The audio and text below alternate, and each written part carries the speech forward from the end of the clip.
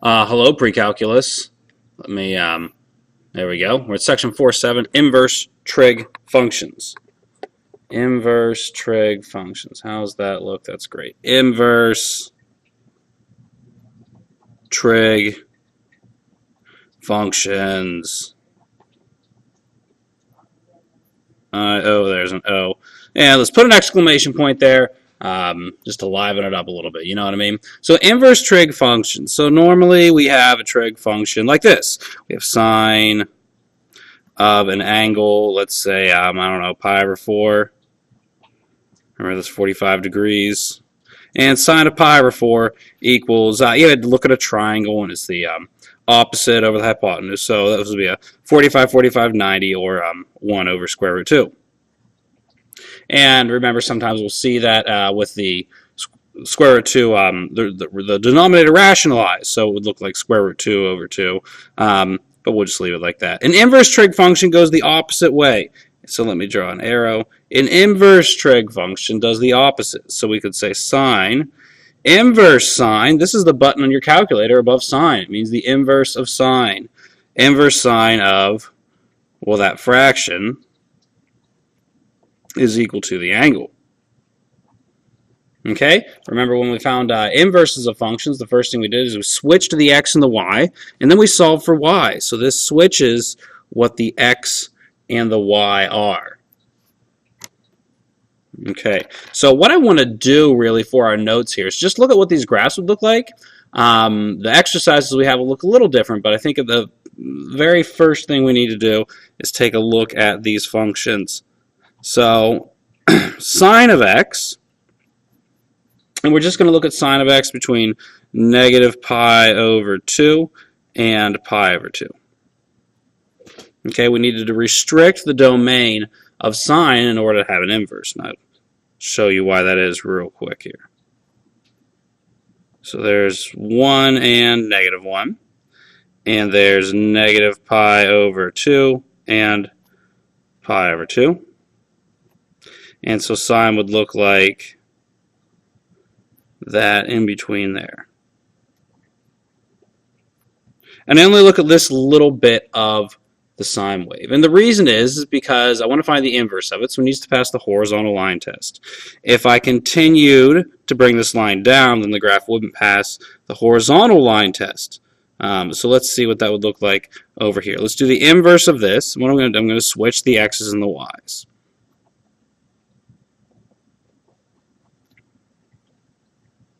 Okay, so let's see. Well, the inverse sine will go from negative pi over 2 to pi over 2, but on the y-axis now, I'm switching the x and the y.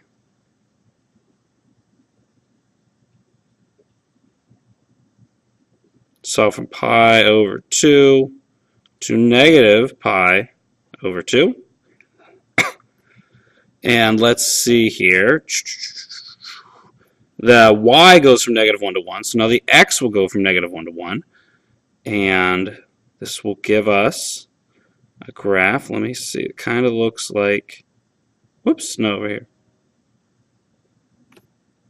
Oh, no, that was right. So we have this point at negative pi over 2, negative 1. Switch around the x and the y. Negative 1, negative pi over 2. We'll have another point up there, and our graph is going to look like this. And that's it. If I continued, this is like the sine wave, but on its side. If I continued to draw a sine, it would not pass the vertical line test then. Okay, this would not be a function if I continue to draw that wave on down or on up. So this is inverse sine, and this is how it's defined. This will be important in a little bit. Anytime you put in a value for inverse sine, the degree is always going to be between negative pi over 2 and pi over 2, despite where you think it should be. Anywho, let's look at the other two graphs. We're going to have cosine and tangent. And cosine of x is going to be defined between 0 and pi. Okay, so let's look at cosine. And there's 1 and negative 1.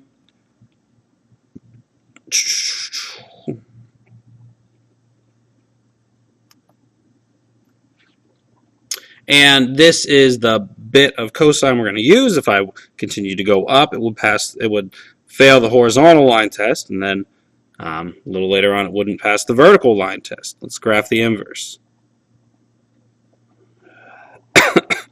So this point right here, 0, 1, becomes the point 1, 0. Okay, so let me start to get this set up here. So there's the point 1, 0. My x-axis my y-axis becomes my x-axis, and my x-axis goes from 0 to pi. So now my y-axis over here is going to go from 0 to pi. Okay, and so this will, let me see, we have the point pi negative 1, so the point negative 1 pi right there, and that should be enough information to sketch my graph. It's very sketchy. No, nothing. Okay. So there's inverse cosine. Okay, one more. We have tangent, and tangent actually looks a little. Well, I like inverse tangent the best. It plays well with others. So tangent of x. We're going to take tangent of x from negative pi over 2 to pi over 2.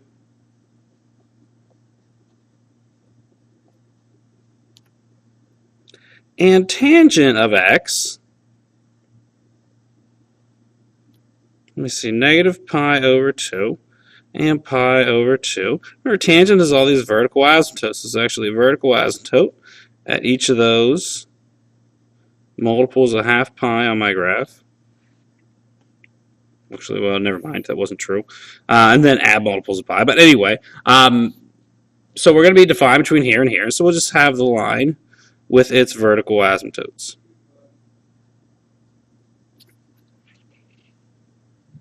Okay, and then inverse tangent.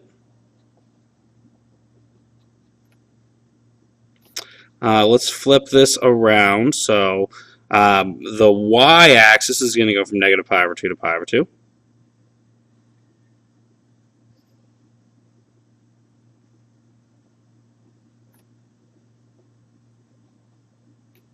And let's see, it's going to go, yes. So we'll have those vertical asymptotes still, except now they're horizontal asymptotes. We turn them around.